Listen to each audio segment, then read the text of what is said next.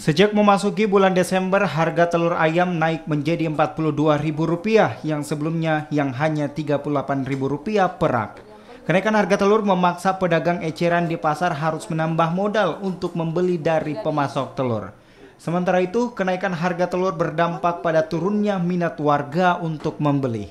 Namun menurut pedagang, kenaikan harga telur ayam akan terjadi hingga tahun baru lantaran tingginya permintaan mendekati Natal dan Tahun Baru.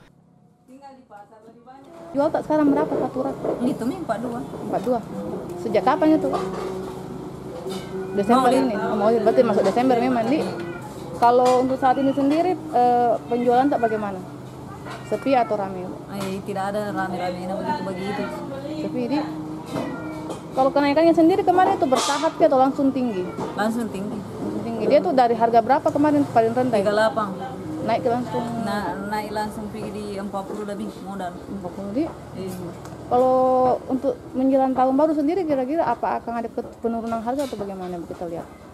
Itu minta ditahu nanti nih mulai ini kuliah naik harganya.